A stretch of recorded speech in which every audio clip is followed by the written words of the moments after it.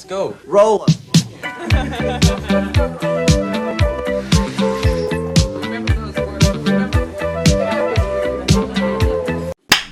¿Qué tal, amigas y amigos? Les habla Mauricio de Medina en un nuevo capítulo de Aprende, Ahorra e Invierte, en este segmento que hemos llamado Disrumpiendo las Finanzas, donde cuento como siempre con la presencia del doctor Rodrigo Caballero. ¿Cómo estás, Rodrigo? Muy bien, gracias, Mauricio. Muy bien, pues gracias por aceptar este nuevo episodio, y hoy vamos a hablar de un tema que tiene que ver con la tasa de interés, que a su vez tiene que ver con la inflación, y vamos a tratar de desmenuzar toda esta información para llevarles una pregunta y ver si esto les puede ayudar a que tomen decisiones que tienen que ver con el ahorro en la inversión, dado que la tasa de interés pues ha estado subiendo de manera significativa en todo el mundo. México, pues tenemos tasas de arriba del 11%. En Estados Unidos tenemos una tasa de aproximadamente 5%, tasas que no habíamos visto, por lo menos en México, en más de 15 años. Y entonces quería yo preguntarte, Rodrigo, ¿cómo es que se da todo este contexto de alza de tasas? Sí, bueno, pues básicamente lo que pasa es que en parte también se dio por la pandemia, de este rezago de falta de actividad económica, porque no es en vano el que hayamos clausurado todo y dejado de producir, y eso eventualmente trae un efecto colateral que terminamos viviendo más o menos por ahí del año pasado, ¿no? Y eso se resume en subidas de inflación, ¿no? Porque al final la inflación que viene siendo es como una balanza entre la cantidad de dinero que hay y la cantidad de trabajo producido. Si nosotros logramos tener la misma cantidad de dinero que lo que logramos producir de trabajo, se va a mantener los mismos niveles. Pero si no producimos trabajo y la cantidad de dinero es mucho más alta de lo que hubo trabajado en servicios y productos, hay una brecha, y esa brecha ocasiona que suban los precios. Y eso es lo que ha ido pasando en estos últimos, pues 2022, 2023. Y justamente derivado a eso es que es algo complicado, porque literalmente nosotros somos como hormiguitas que estamos tratando de controlar un elefante gigantesco, ¿no? Pero eventualmente, gracias a estudios que hemos hecho, hemos descubierto que por medio de la tasa de interés es que podemos controlar al elefante, ¿no? Y esto es subiendo la tasa. Bueno, en ese punto, como tú bien sabes, pues la tasa de interés es la herramienta de los bancos centrales para controlar la inflación. Ahora yo te preguntaría, y es algo que a veces me han preguntado también a mí, ¿tener inflación es bueno?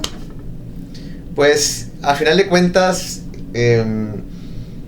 uno preferiría que siempre estuviera parejo la cantidad de dinero con la cantidad de trabajo ejecutado, ¿no? Pero es imposible. Insisto, nosotros al ser hormiguitas es difícil controlar al elefante, ¿no? Pero siempre hay una segunda pregunta con la inflación, que es el desarrollo económico. Entonces no es del todo malo tener un nivel controlado. Por eso es que el Banco de México o la FED tienen estas políticas de vamos a mantener la inflación al 3%, que es lo que suele ser la restricción que ellos se manejan. Pero no dicen cero, ¿por qué? Porque ellos saben que de cierta manera el que haya circulante y tener esta apuesta de inflación controlada va a ayudar a incentivar también la economía, ¿no? Entonces, tal cual no podemos decir que algo es bueno o malo. Obviamente, si se te desata la inflación, va a tener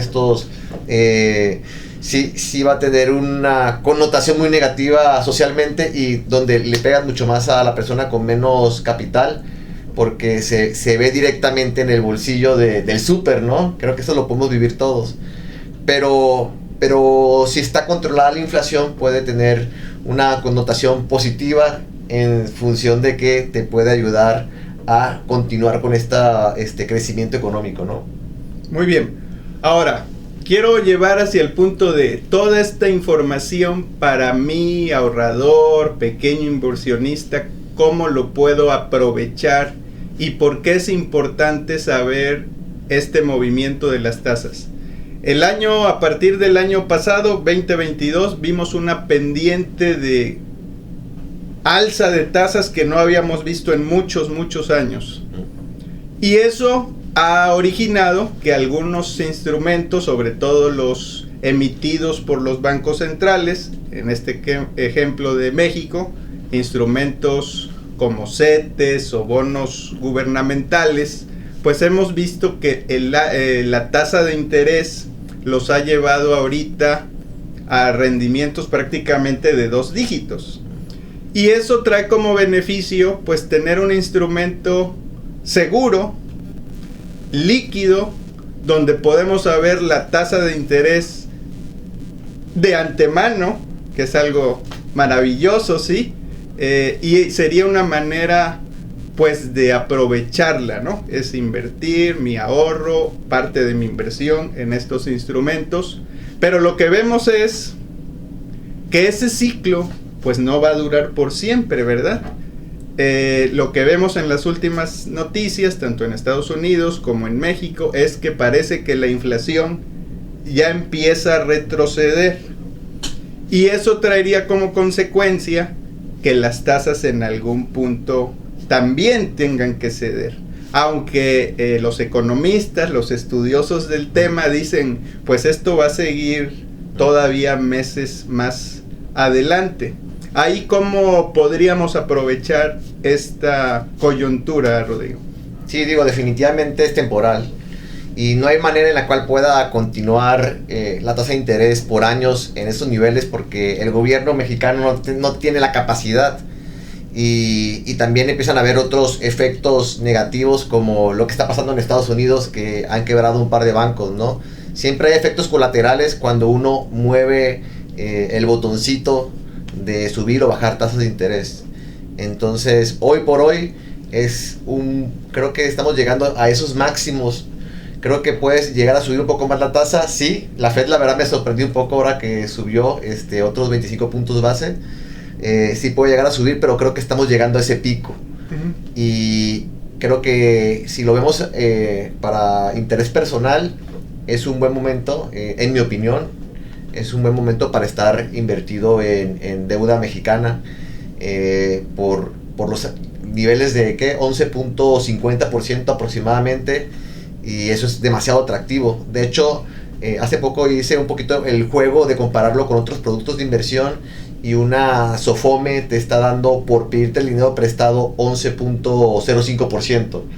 Entonces dices, ¿por qué razón me iría a una SOFOME si me está dando el gobierno de México 11.45? A lo que voy es de que como está tan desfasado de la realidad me refiero a los últimos años, las SOFOMES no se han logrado como equilibrar a esa subida desentonada del Banco de México, y es como otro foco de demostrarnos que sí son buenos tiempos para estar dentro de deuda mexicana, ¿no?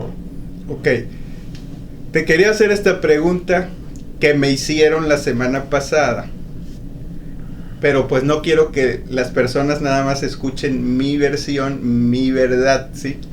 O de cómo yo veo las cosas. Y me preguntaban, o más bien era un temor. Dicen, tengo miedo de invertir en el gobierno mexicano. Y yo les digo, es más fácil que quiebre el gobierno que una empresa privada, y al final del día, pues todo ahorro e inversión conlleva un riesgo, todo, ¿sí? Pero dentro de todo lo posible, pues es una buena opción. Pero quisiera que lo escucharan de alguien más como tú.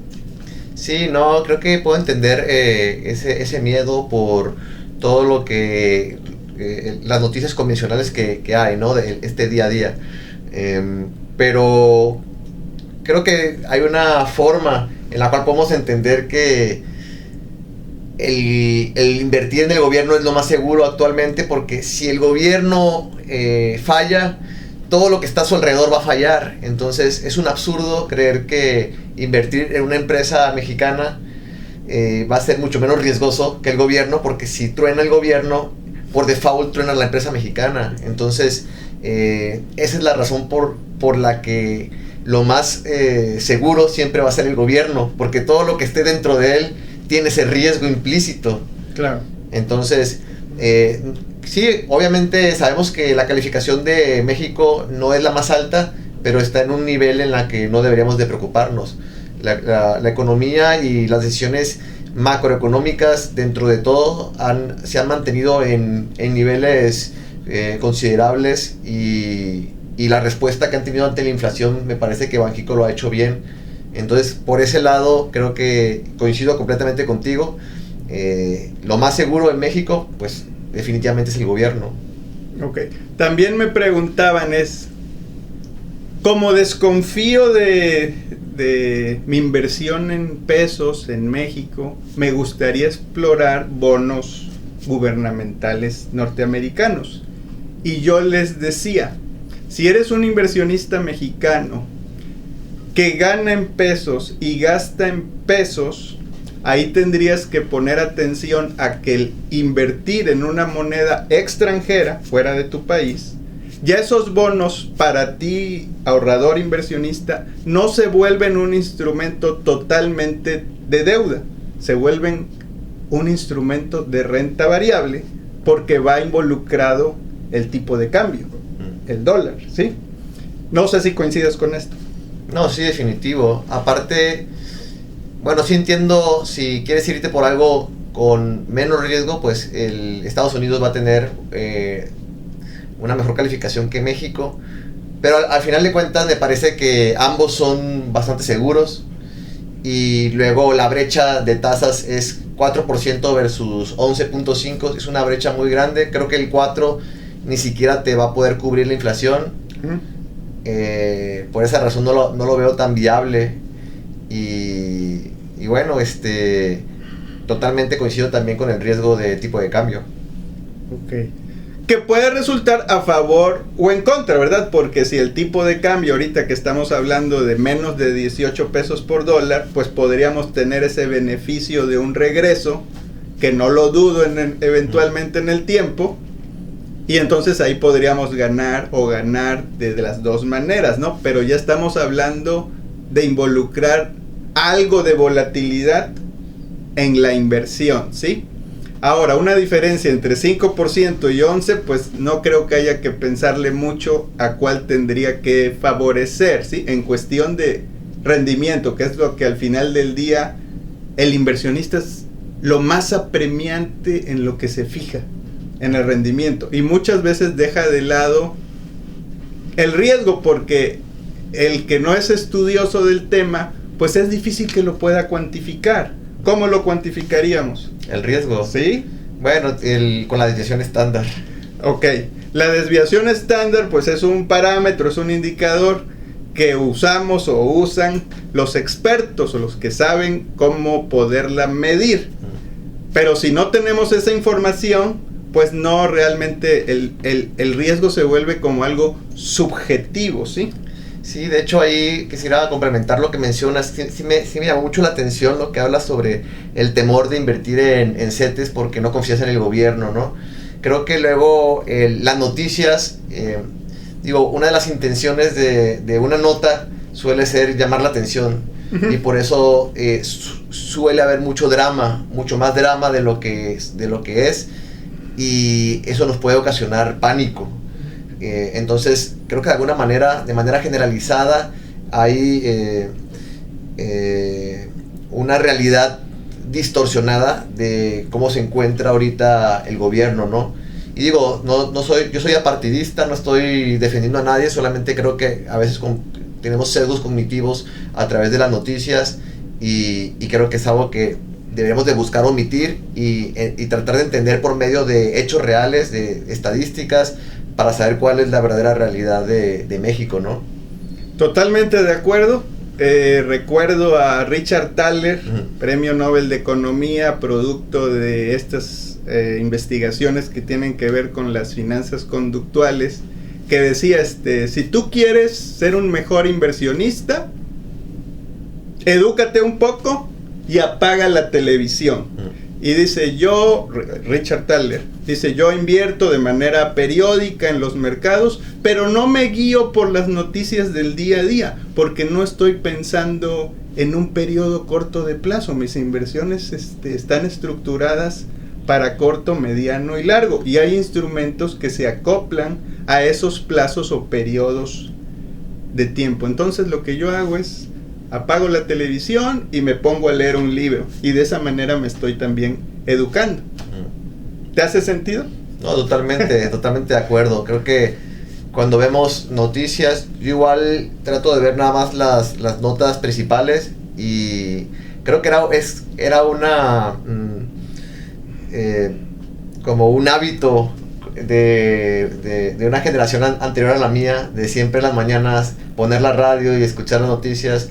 Y lo entiendo porque antes no había internet y era la única manera en la cual podías conectar con el mundo, ¿no? Recuerdo a mi papá que siempre hacía eso, en lo particular. Pero en la fecha tenemos esa posibilidad de tener el poder de acceder a la información.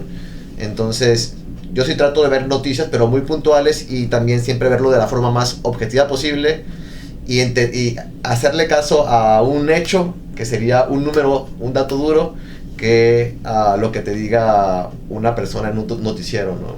Sí, otro hábito que a veces veo de cierto tipo de perfiles es siempre saber en cuánto está el dólar.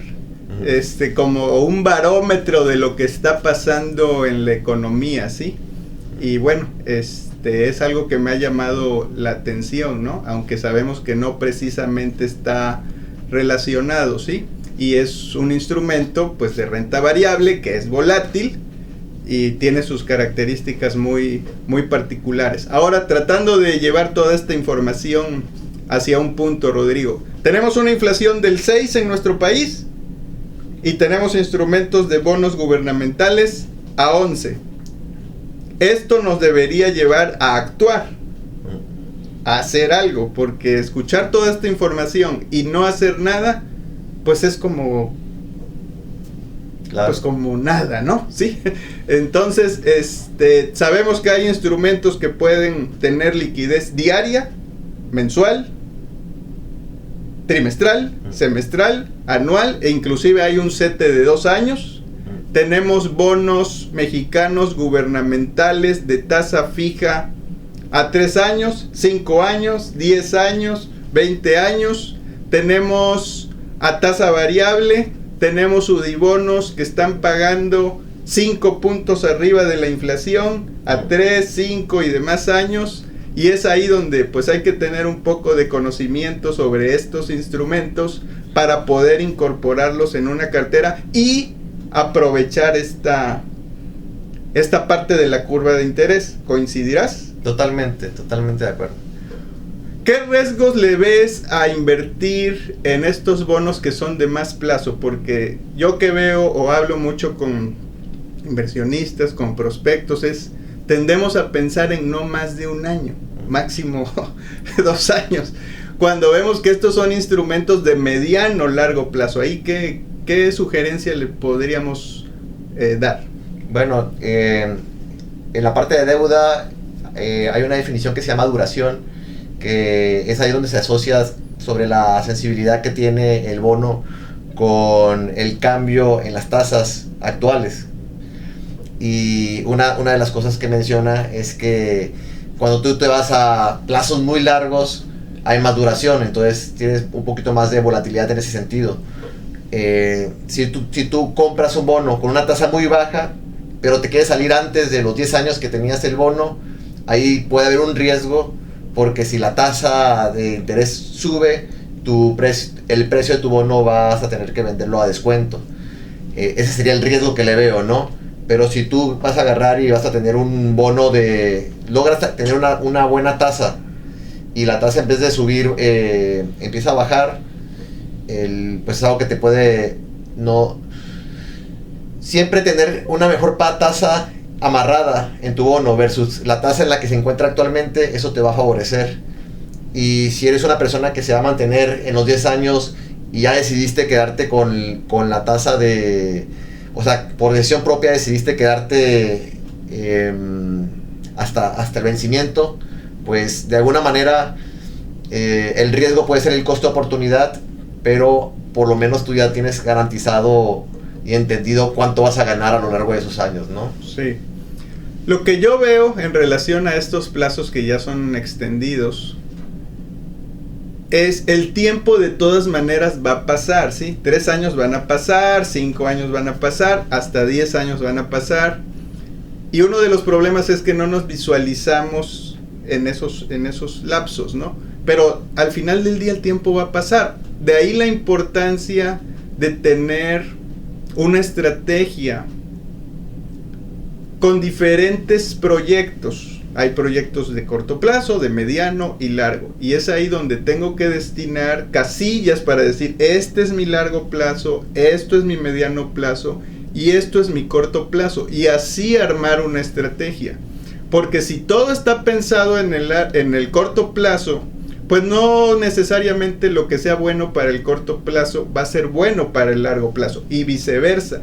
De ahí que yo siempre recomiendo, y creo que sería mi mensaje importante de este segmento, es tener conocimiento básico de cómo funcionan los instrumentos financieros y cómo están pensados para ser utilizados, ¿sí? Cuando hablo de acciones, pues mi recomendación siempre ha sido pues piensa en el mediano largo plazo. ¿Y cuánto es el largo plazo?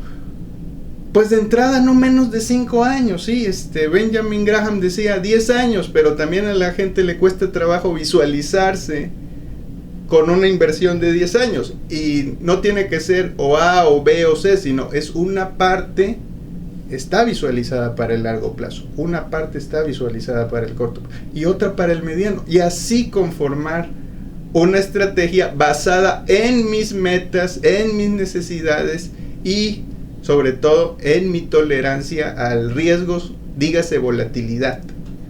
Es así como yo veo a las inversiones. Claro. Me gustaría oír tu concepción de todo esto. No, definitivo, yo igual siempre pienso que en finanzas personales, no, igual en empresariales, pero vamos a aterrizarlo en personales, ¿no? Cuando uno quiere invertir, creo que lo primero que tiene que hacer es tener el objetivo. ¿Por qué? Porque tenemos el sesgo de... ¿Cómo es que? Se me olvidó el nombre, pero tiene un nombre específico, este sesgo cognitivo, en donde nosotros le damos mayor prioridad a lo que pase en el momento que lo que pase en 5 días, ¿no? O en un año. Porque pues obviamente lo estamos viviendo ahorita. Si tú no tienes un objetivo claro, te va a costar trabajo el invertir. ¿Por qué? Porque vas a estar sesgado y vas a querer ese placer instantáneo.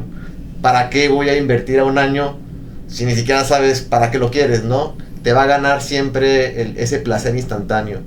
Por eso coincido contigo en el que tenemos que tener objetivos de mediano y largo plazo. Si no, de otra manera no va a funcionar. Y también los instrumentos tienen que ser adecuados a esa parte, ¿no? Porque si tienes un instrumento de corto plazo un instrumento de largo plazo en un objetivo de corto plazo, puede que te quedes sin dinero para ejecutar. Y lo contrario en lo otro, ¿no? Puede que estés dejando ir algunos pesos de rendimiento porque hay instrumentos que te pueden pagar un poquito más si te esperas o si lo dejas ahí, ¿no? Cosechando. Lo que yo sugiero y tratamos de llevar e invitar a las personas cuando damos un curso o cuando llevamos una asesoría es: escribe en una hoja cuáles son tus metas de corto plazo, de mediano, escríbelas. Pon cuánto vas a poner de monto inicial y cuánto es necesario para cubrir ese objetivo en el largo plazo o en el corto, lo que sea, ¿no? Escríbelos. Y cuando tengas dudas, agarras la hojita y la vuelves a revisar para de esa manera enfocarse, ¿no? Porque muchas veces en el camino, pues hay dudas. Y es muy fácil dejarse llevar por una emoción o por una necesidad y pues deshacer una estrategia. Entonces lo que yo le invito, antes de que reacciones de manera impulsiva, emocional, derivado de la coyuntura o de una situación adversa, antes de eso, consultemos lo que escribimos y por qué estamos invirtiendo, por qué estamos haciendo lo que estamos haciendo. Y eso ayuda muchas veces a calmar esa ansiedad, ¿sí? Claro, no, definitivo. Rodrigo, para no extendernos demasiado, ¿cuáles serían tus recomendaciones para el ahorrador, el inversionista, que ahorita todavía podemos aspirar a tasas prácticamente de 2 dígitos en cualquiera de los plazos que ya mencioné, con seguridad, con liquidez? Estamos hablando y esto ayuda tanto a personas físicas como morales, ¿sí? Instrumentos gubernamentales con tasas del 10% todavía, anuales. ¿Cuáles serían estas recomendaciones? Bueno, más que recomendaciones, mi opinión es el número 1, con el tema de la inflación, podemos buscar nosotros cómo nos afecta de manera personal. Entonces, si vas al súper, anota cuáles son los alimentos y productos básicos que agarras semana tras semana y verlos comparando para ver la variación que tienes mensualmente, ¿no? De esa manera puedes entender cuál es tu propia inflación y vas a poder tener como un número mucho más exacto de cómo te está pegando a ti este dato, ¿no?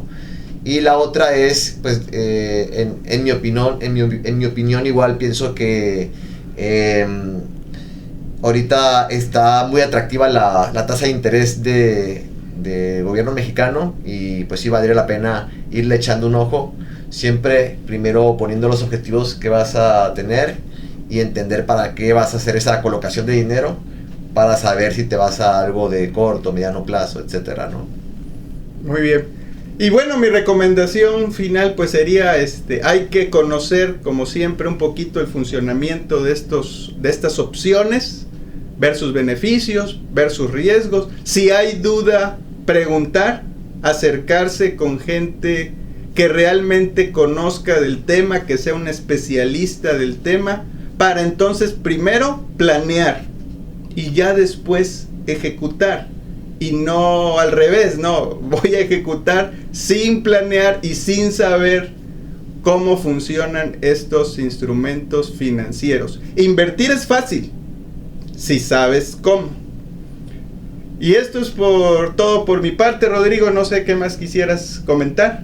Sí, no, y ahí para cerrar coincido contigo, como que a veces al tener ahora acceso a toda la información, menospreciamos de vez en cuando servicios profesionales, ¿no? A un psicólogo, a un nutriólogo, a un asesor financiero, porque creemos que lo tenemos en la pantalla.